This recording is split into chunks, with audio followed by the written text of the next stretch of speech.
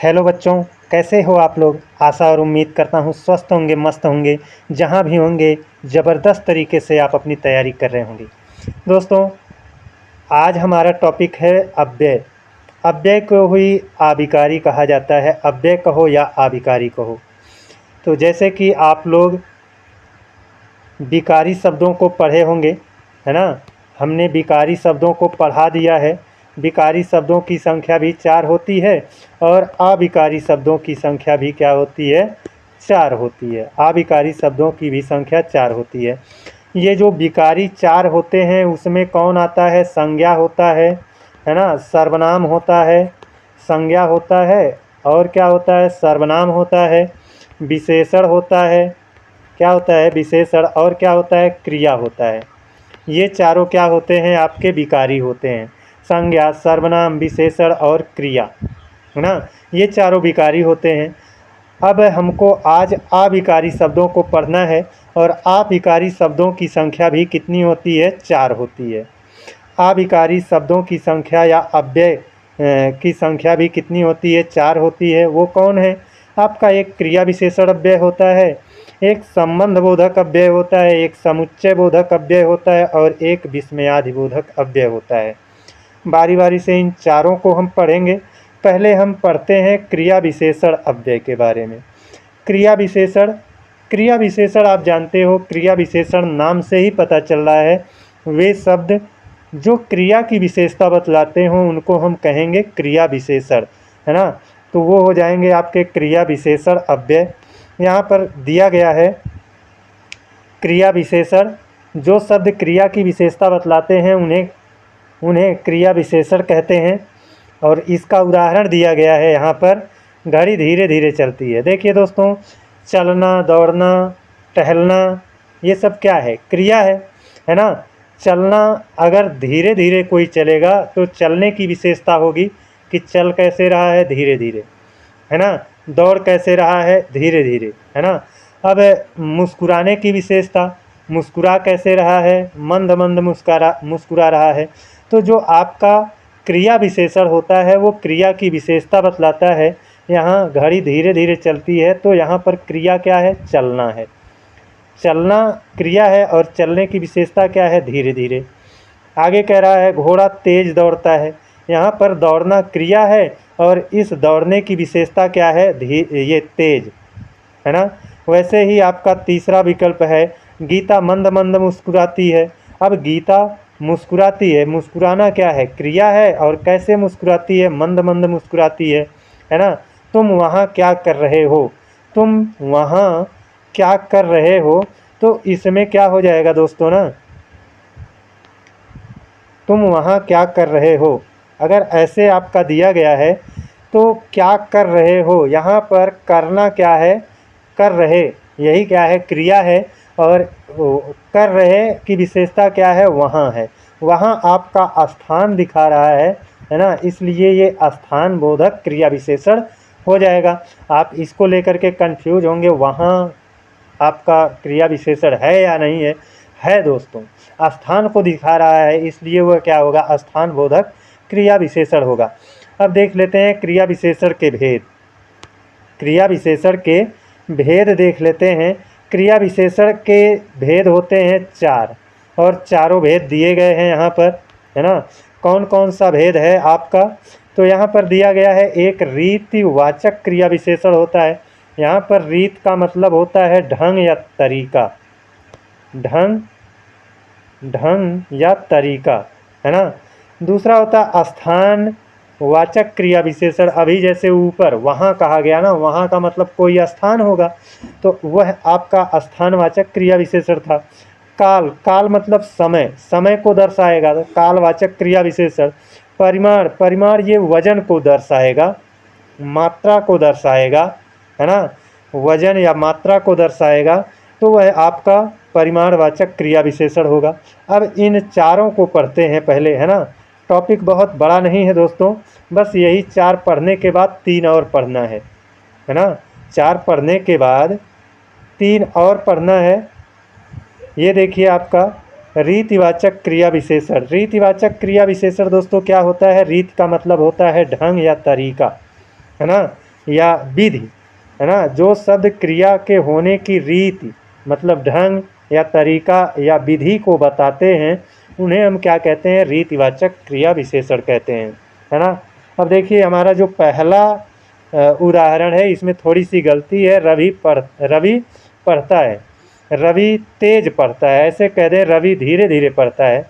यहाँ पर ऐसे कह दें रवि धीरे धीरे पढ़ता है, धीरे धीरे पढ़ता है, पढ़ता है। रवि धीरे धीरे पढ़ता है, तो पढ़ने की विशेषता क्या है? धीरे धीरे। और पढ़ना क्या है? क्रिया है, तो क्रिया की विशेषता बतलाई गई है। तो ये आपका क्या हो जाएगा? रीतिवाचक क्रिया विशेषण हो जाएगा। वहाँ पर ढंग बताया गया है, तरीका बताया गया है पढ़ने का, धीरे धीरे तेज, है ना, ये ढंग है, ये तरीका है। घोड़ा तेज दौड़ता है, यहाँ पर दौड़ना क्रिया है और इसकी विशेषता क्या है? तेज। तेज क्या है? एक तरीका ही तो है, ढंग ही तो है, इसलिए ये क्या हो जाएगा? रीतिवाचक क्रिया विशेषण। अब यहाँ पर राम धीरे धीरे टहलता है, तो यहाँ पर टहलना क्या हो गया? क्रिया हो गया। और टहलने की का ढंग कैसा है? धीरे धीरे है ना। तो यहाँ पर ये तीनों आपके क्या थे? उदाहरण जो थे वो रीतिवाचक क्रिया विशेषण के उदाहरण थे। अब देखते हैं स्थानवाचक क्रिया विशेषण। जब क्रिया की विशेषता बतलाई जाए और वह विशेषण शब्द स्थान का बोध करा रहा हो, तो हम कहेंगे यह क्रिया की विशेषता स्थानवाचक है, स्थानवाचक क्रिया विशेषण है। अब यहाँ पर स्थानवाचक क्रिया विशेषण में स्थान का बोध कराया जाएगा, है ना। तुम यहाँ पर कह रहा है वर्षा में कहाँ जाओगे? यहाँ जाने की विशेषता है कहाँ। कहाँ, कहाँ का मतलब कोई स्थान होगा, तो यहाँ पर क्या हो गया? क्रिया की विशेषता जो बतला रहा है वो एक स्थान को इंडिकेट कर रहा है, इसलिए ये क्रिया विशेषण है, लेकिन स्थानवाचक क्रिया विशेषण है। अब आगे है धर्म की सर्वत्र विजय होती है। सर्वत्र मतलब सब जगह, सब जगह मतलब कोई स्थान है ना।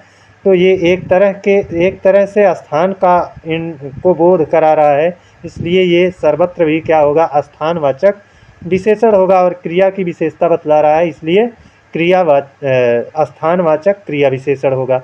वैसे ही तीसरे विकल्प में कहा गया है वहाँ हम सभी कुशल हैं। यहाँ पर वहाँ का मतलब कोई स्थान है, स्थानवाचक ये भी हो गया, है ना। आगे कह रहा है आशा है वहाँ आप भी कुशल पूर्वक होंगे। वहाँ का मतलब कोई स्थान हो गया, ये भी स्थानवाचक क्रिया विशेषण हो गया।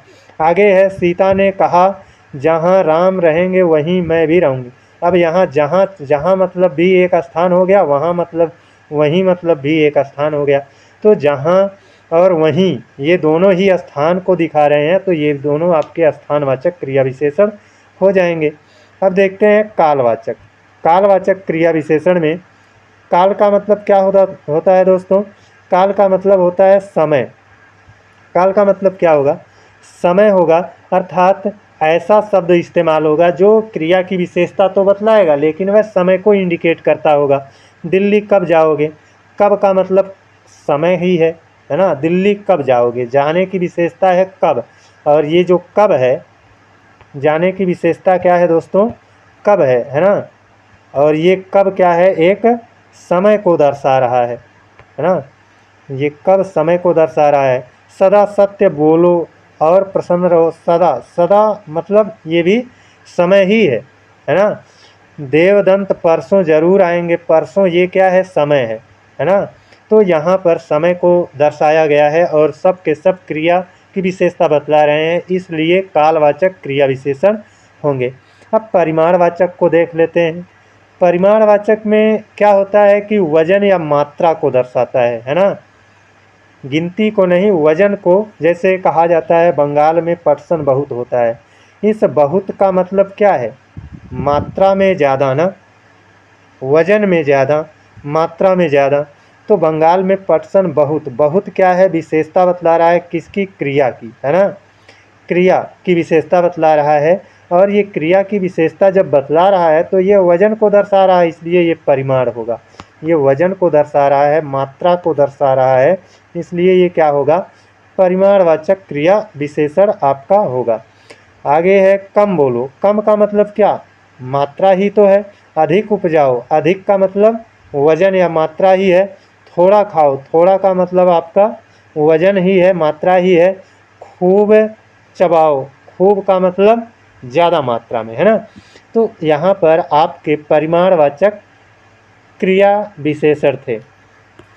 अब देखते हैं संबंध बोधक अव्यय, है ना।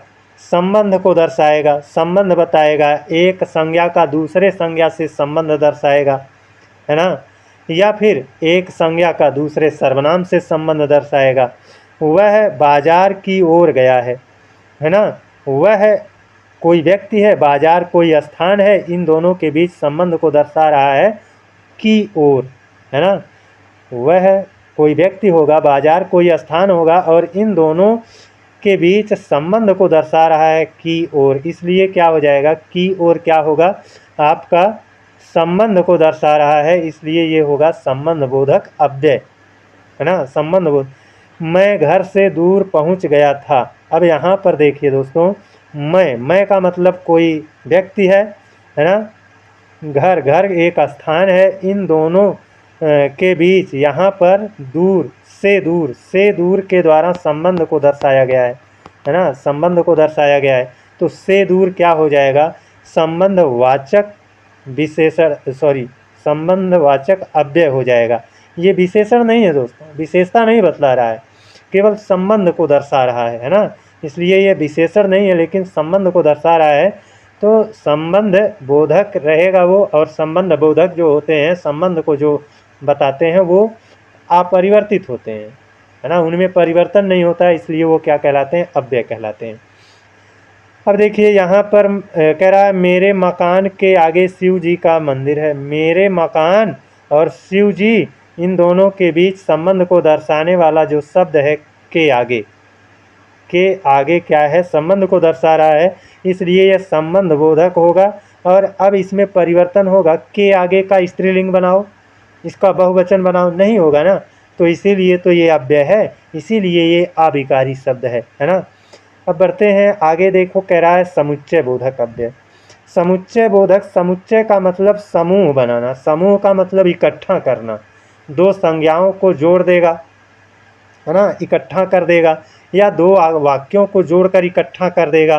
तो ऐसे शब्द जो दो वाक्यों को जोड़कर इकट्ठा कर देते हों, या दो संज्ञाओं को जोड़कर इकट्ठा कर देते हों, उनको कहा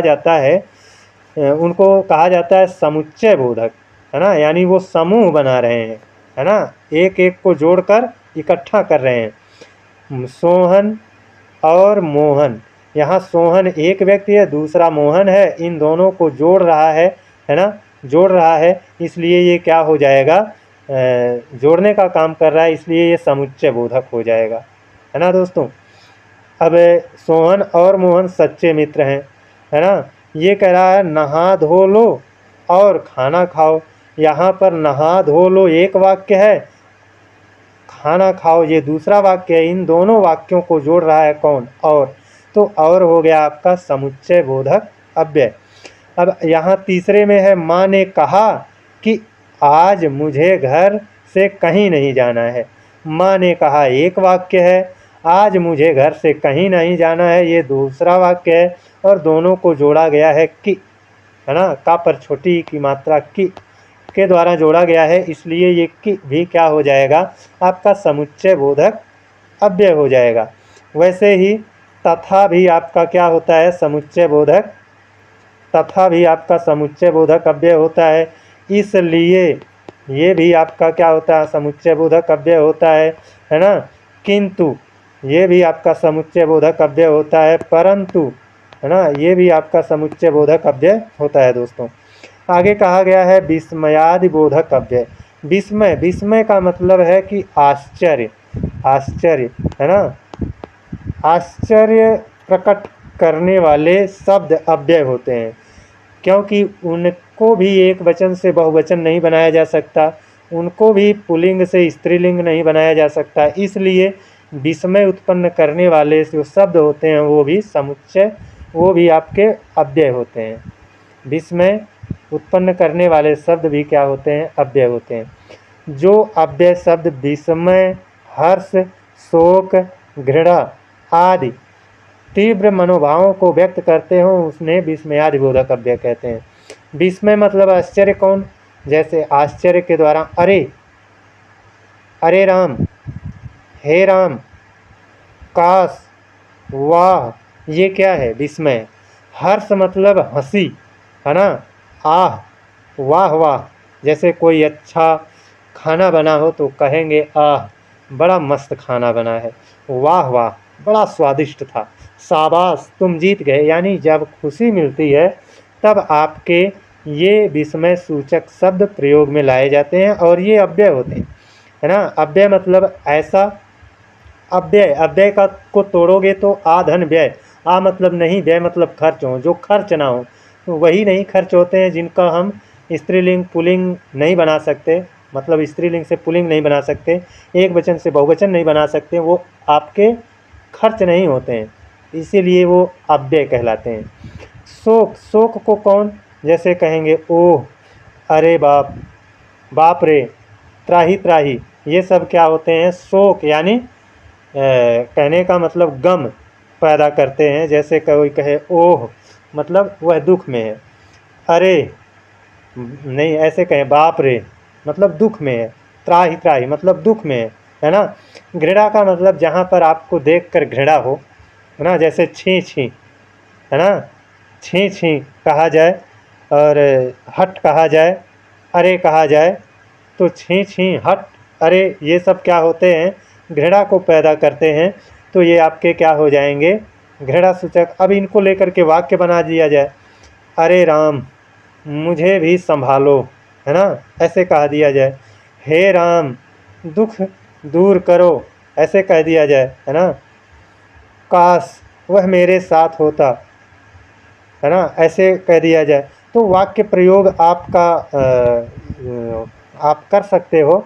यहाँ पर देखो कुछ दिया गया है, जैसे कहा गया है ओह, आप पर इतना दुख, ओह मतलब यहाँ पर दुख को प्रकट कर रहा है। छी छी, ये घृणा को, छी छी, इतना घृणित व्यवहार, वाह वाह, क्या कहने, है ना, मतलब शाबाशी दे रहा है, बड़ाई कर रहा है, ऐसा कुछ है।